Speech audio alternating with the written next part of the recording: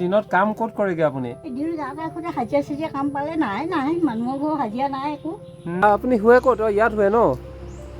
চৰকাৰী ঘৰ নাপালে নি? ঘৰ এটা দিছিলে সৰুতে।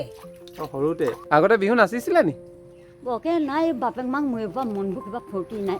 ফূৰ্তি নাই ন? এতিয়া আপুনি এতিয়াতো আৰু চাহ মানে বহুত দুখ কৰি খাবলগীয়া হ'ল মাক বাপেক মৰাৰ পৰা। এই ঘৰটোত এতিয়া জীৱন সংগ্ৰাম কৰিব লগা হৈছে। আপোনালোকে দেখিলে আচৰিত হ'ব। এতিয়া আপুনি সেইটো ঘৰত থাকে ন? সেইটো ঘৰত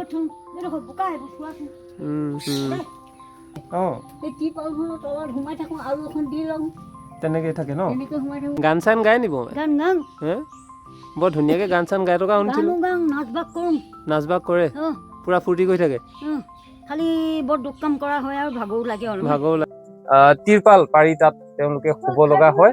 আৰু এই ঘৰটো এতিয়া এইখিনি টিং নাই। ধুনীয়া গান গাই আছিলে, গান গাই থকা শুনিছিলোঁ। গাই থাকোঁ মই, খালি বৰ দুখ কাম হৈছে। হয় নেকি? অকলে অকলে বিহু কৰি থাকে ঘৰটোতে ন? পথাৰলৈ গৈছে নি? কো মাৰিলে জেওৰা টঙনিয়াতে? হয় নেকি?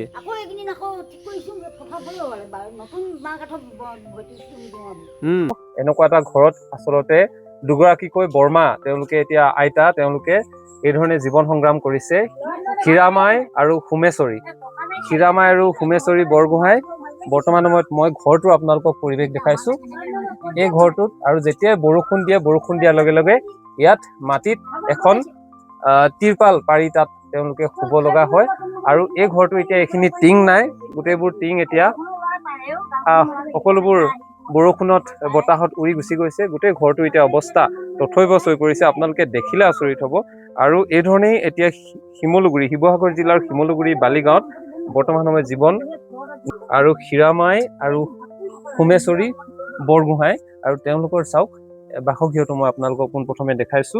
আৰু এই ধৰণে এতিয়া তেওঁলোকে জীৱন সংগ্ৰাম কৰিছে। বৰষুণ দিয়াৰ বাবে তেওঁলোকে এতিয়া এই ধৰণে নিজৰ ৰুমটো এতিয়া চাফ চিকুণ পৰিষ্কাৰ কৰিব লগা হৈছে। এয়া আমাৰ হীৰামাই বৰগোহাঁই এতিয়া চাফ চিকুণ কৰাত লাগি আছে।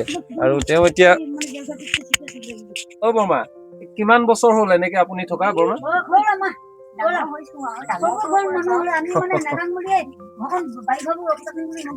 হয়।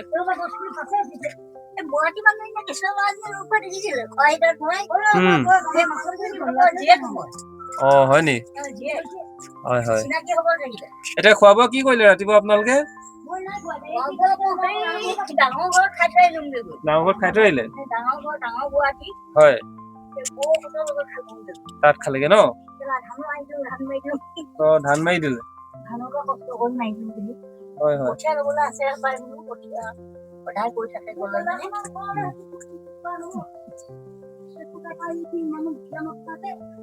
Okay.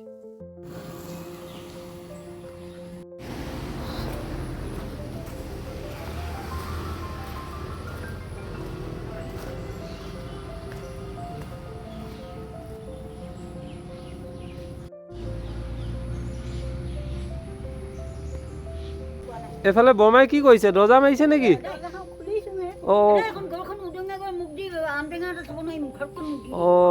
কেনিবা গৈছিলে নেকি বৰমা?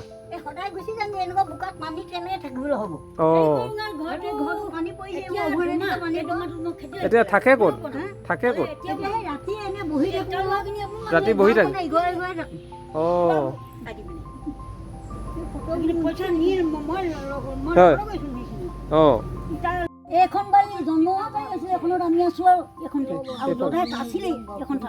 এইফালে ইয়াত থাকে নেকি? এইটো ঘৰত? এইডোখৰত থাকে ৰাতি?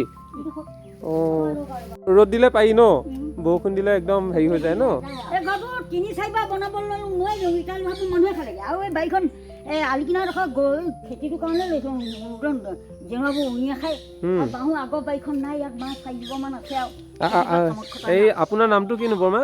অঞ্জু বৰগোহাঁই আছিলে মোৰ নামটো। আপোনাৰ অঞ্জু বৰগোহাঁই? অঞ্জু বৰগোহাঁই। গাঁৱত সোণেশ্বৰী বুলি কয়। সোণেশ্বৰী। আৰু এই তাৰ নামটো হীৰামাই। হীৰামাই? আৰু স্কুলত নাই, হীৰামাই স্কুলত আহিছিল। হীৰামাই চন্দ্ৰকতো পঢ়িছিল। বৰ ধুনীয়া নাম দেই। নাম বৰ ধুনীয়া নাম। চন্দ্ৰকত পঢ়িছিলে। চন্দ্ৰকত পঢ়িছিলে? এইটো মই জন্ম বেগটোত থাকিলোঁ মানে ঘৰ বেগটো বাইকৰ ৰখি থাকিলোঁ হয় এইটো চৰকাৰী ঘৰ আহিছিলে নি খুঁটাকেইটা আছে ইয়াত সেইটো মানে চৰকাৰী নহয় ককায়ে দিছিলে টকা পইচা অলপমান অঁ তাৰপৰা মই বনালোঁ নাই বনাইছিলোঁ এই এটা এইটো ককাই মাইকীজন ঘৰৰ ওচৰত ঘৰ উঠি গৈ তাত ঘৰ লৈছিলে অঁ সি অলপমান হেৰি কৰি দিলে আৰু খুঁটাকেইটা ন ইয়াত বনাই পিনে আঠ কৰি আনি ইয়াত মানে হেৰি কুটি দিলে আনি হয় হয় সি মানুহৰ তাই এইটো গাঁৱৰ ভুৰো লাগি দিছিলে অঁ এতিয়া বেগখন দলমাহৰ হৈছিলে খোৱা বোৱা কৰিলে নাই খোৱা বোৱা নাই কোৱা এই আমটেঙা সপা খাইছোঁ আমাৰ পৰা উঠি অঁ আম আনি থৈছে আমি এখন মই বাৰীতে এইবোৰ লাগিছে এইবোৰ ছজোপা সাতজোপা লাগিছিলে বাই তাৰপৰা বেবোৰ দলমাহ হৈছিলে গ'ল আৰু উলিয়াই ধৰিলে চকীটোও ভাগি থাকিলে চকীবোৰ কাঠৰ চকী আছিলে বৰ টাইটে হৈছিলে গ'ল উলিয়াই ধৰিলে ছিগি গ'ল গোটেইখন টিংবোৰ ফুটি গ'ল 16 আছিলে এইফালে 8 ছটা এইফালে 8 ছটা বেছিদিন নাই হোৱা এইটো ঘৰ বনোৱা এইফালে 8 ছটা ইফালে 8 ছটা আৰু এতিয়া আপুনি সেইটো ঘৰত থাকে ন সেইটো ঘৰত এইডোখৰ বোকা আহিব চোৱাচোন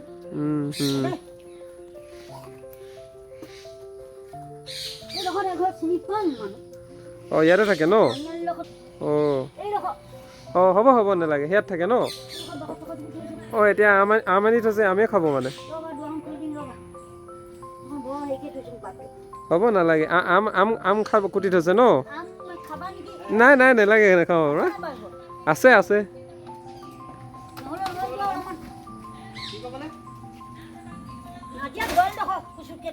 অঁ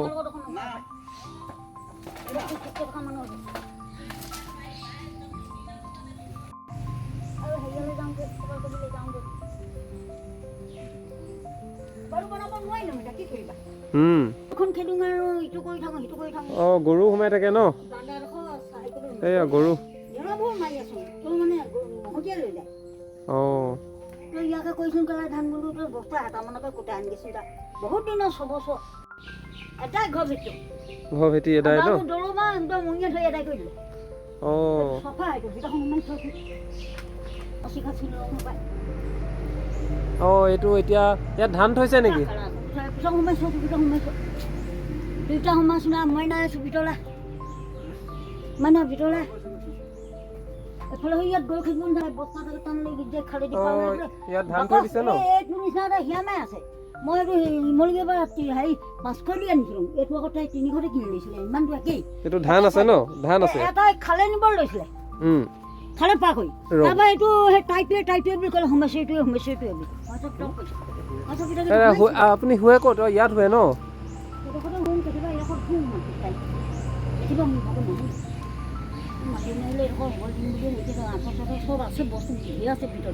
ভিতৰত ঢেৰ বস্তু আছে কানিয়া বস্তু এই মানে চুৱেটাৰ কেইডাল হাতটা আছে পাই চুৱেটাৰ ন খালে পাই এণ্ডিয়ে খাইছে বস্তুটো আৰু এই ঘৰটো ভাগোন দে তাতকৈ তোমাৰ আলুটো পানীখন বাক্সৰ ভিতৰতে সোমাই তেওঁ ৰ'দত দি থলোঁ আৰু নতুন চুৱেটাৰ একদম বৰ ধুনীয়া কাপোৰ আনি পৰা হেৰি কৰিছে একদম বেয়া ৰং দি নাই উপায় নাই সেই ঘৰটো এইডোখৰত আৰু অলপমান হেৰি কৰি ল'ম বুলি লৈছিলোঁ মই দেখিছিলোঁ পুৰণা টিং হৈছিলে পাই খহি গ'ল ভাগি গ'ল ছিগি গ'ল বাইদেউ মাইনা ধান এবস্তামানকে কুটাই দিবি দেই চাইকেলত নিবি কথাখিনি কওঁতে মই এতিয়া যাম কেতিয়া গান চান গাই চাউল সিহঁতৰ পিচি উলিয়াম গান চান গাই নিব গান গাং বৰ ধুনীয়াকে গান চান গাই থকা শুনিছিলোঁ গান নাচ বাগ কৰোঁ নাচ বাগ কৰে পুৰা ফূৰ্তি কৰি থাকে খালি বৰ দুখ কাম কৰা হয় আৰু ভাগৰো লাগে ভাগৰো আছে এটা বাকচ বেলিম বুলিছে খালি এইটোৱে বুলি ক'লে পাছত দুজন দুটা একে নজয় বৌমাই বৰ ধুনীয়া টুল উলিয়াই দিলে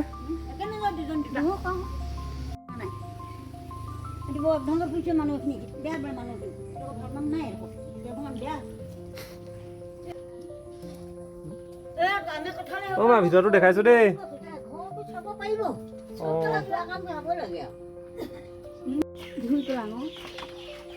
বোকা হ'ল ন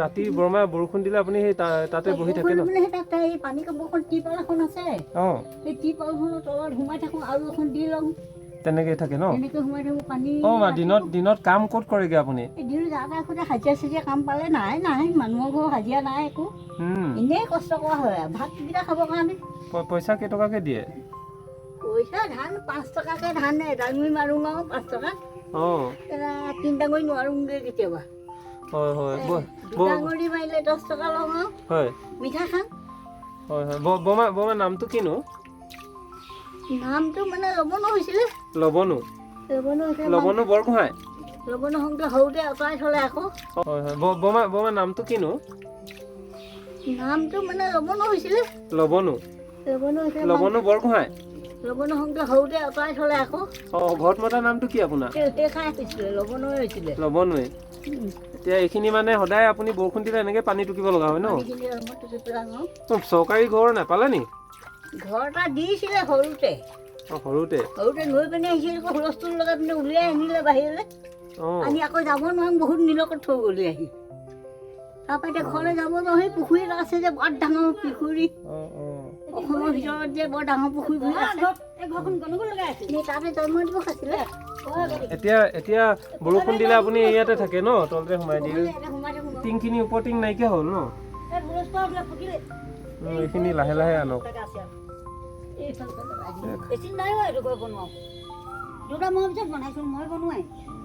ভিতৰতো সোমাইছো দেই আইতা সোমাইছো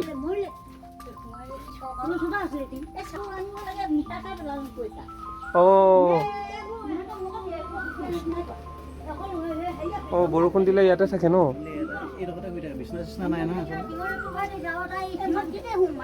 মাটিত শুই থাকে টিউপাল পাৰিলে ন এনে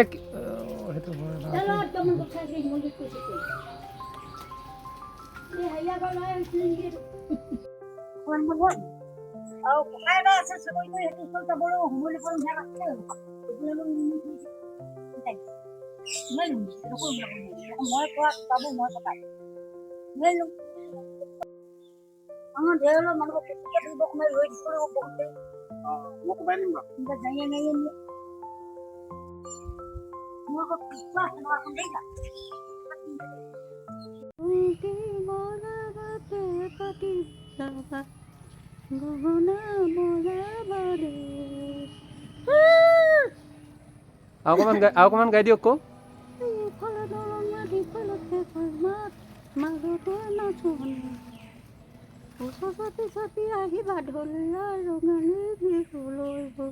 আগতে বিহু নাচিছিলে নি বকে নাই বাপেক মাক মোৰ পৰা মনবোৰ কিবা ফূৰ্তি নাই ন এতিয়া আপুনি এতিয়াতো আৰু চাহ মানে বহুত দুখ কৰি খাবলগীয়া হ'ল মাক বাপেক মৰাৰ পৰা এতিয়া আমাৰ মা দেউতা মৰাৰ পৰা বিৰাট দুখ হ'ল আৰু এজনী ক'ৰবাত ঘূৰি ফুৰিবলৈ ধৰিলে এতিয়া আপুনি ঘৰত নল'লে আৰু ঘৰবোৰ ভাগি থাকিলে এতিয়া এইটো বনোৱাৰ পাছত অকণমান হেৰি হৈছিলোঁ মুকাইছিলোঁ এইটো ভাগিলে এইটো 10 বছৰমান গ'ল সেইটো ভাগি থাকিলে ন আগতো ক'ত খুঁটাকেইটা ভাল হৈ আছে এতিয়া আপুনি ইমান ধুনীয়া বিহু গালে যে আৰু এটা গাই দিয়ক আকৌ বিহু গাটো ভাগৰ লাগিছে পানীও লাগিছে পাই হয় নেকি খোৱা হৈছে অকল টেঙাই খাই আছো আৰু পানী লাগিছে আৰু কাম বৰ দুখ কাম হৈছে এইবোৰ জেওৰাবোৰ ঠিক কৰোঁ আকৌ এইফালে সেইখিনি কৰিছোঁ এইবোৰ জেওৰা চব আপুনি ঠিক কৰা ন আৰু পথাৰ এইবোৰ তাইও কৰে এইখিনি তাই কৰাই এই পথাৰ এখন মাৰিলোঁ পথাৰত বহুত ধৰম মাৰিব লাগে জেওৰা কঠিয়াব পাওঁ বুলি কঠিয়া ধান এমোনমান ছিটিয়াবলগীয়া হৈ আছিলে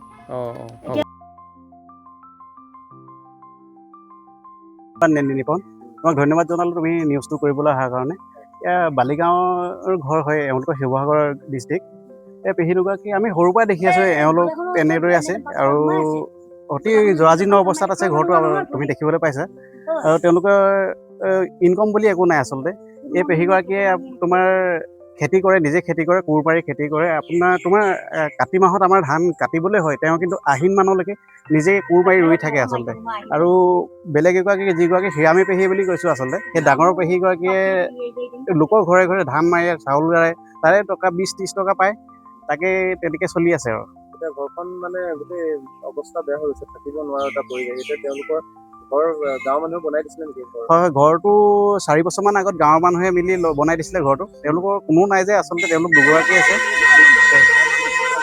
তেওঁলোকৰ নামটো কি বাৰু ডাঙৰগৰাকী হিৰামাই আৰু সৰুগৰাকী সোমেশ্বৰী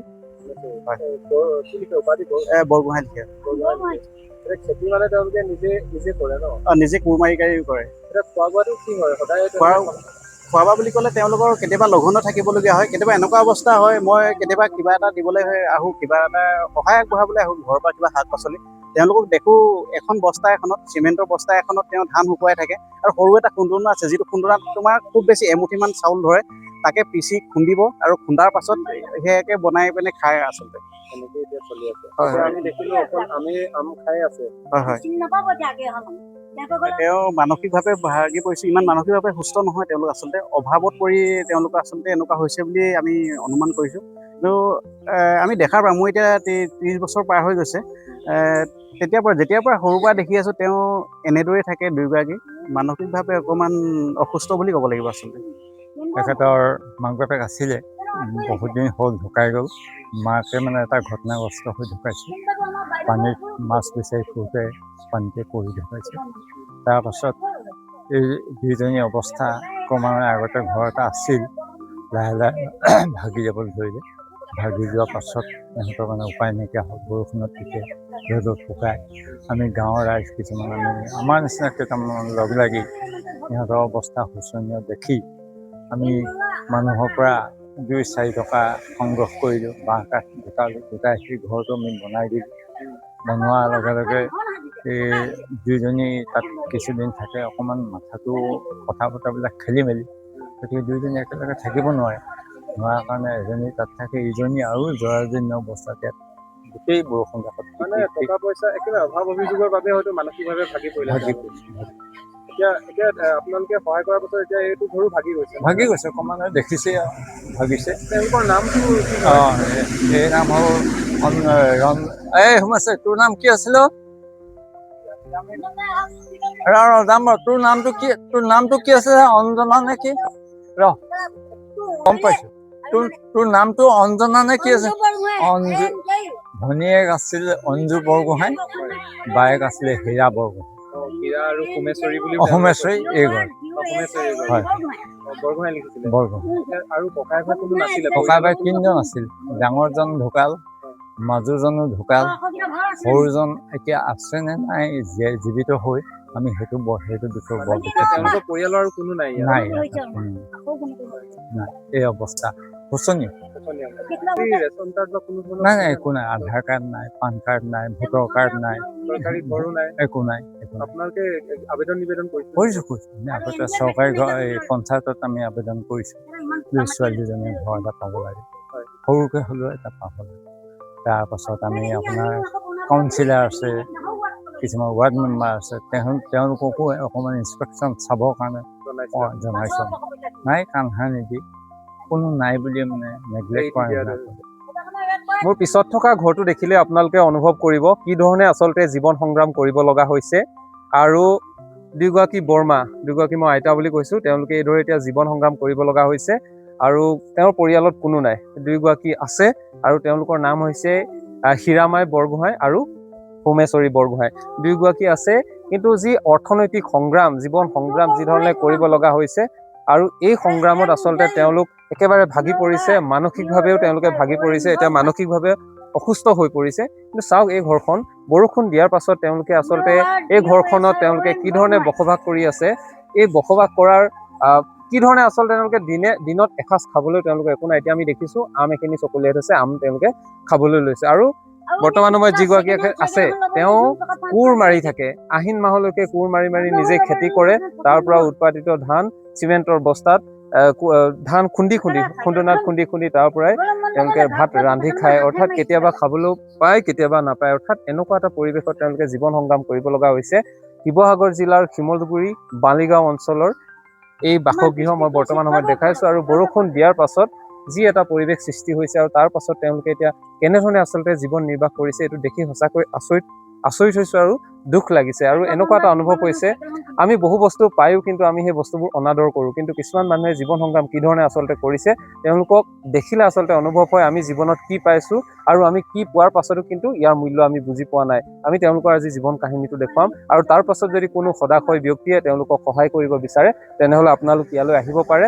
আৰু শিৱসাগৰ জিলাৰ শিমলুগুৰি বালিগাঁও ৰাস্তাত যিটো আপোনালোকে যদি চন্ত্ৰকলৈ আহে বা নাগিনীমৰালৈ যায়, এই পথটোৰ কিনাৰতে আপোনালোকে পাব। বালিগাঁৱত আপোনালোকে দগাঁও নামঘৰৰ কাষতে আপোনালোকে পাব এই আইতা দুগৰাকী, আৰু তেওঁলোকৰ সৈতে তেওঁলোক যি ধৰণে আৰ্থিকভাৱে তেওঁলোক খাবলৈ নাপায়, ভাল ধৰণে টকা পইচা নাই, ঘৰৰ অৱস্থা কি ধৰণে আচলতে জীৱন সংগ্ৰাম কৰিব লগা আছে, ইয়াৰ ফলশ্ৰুতিত তেওঁলোকে মানসিকভাৱে ভাগি পৰিছে।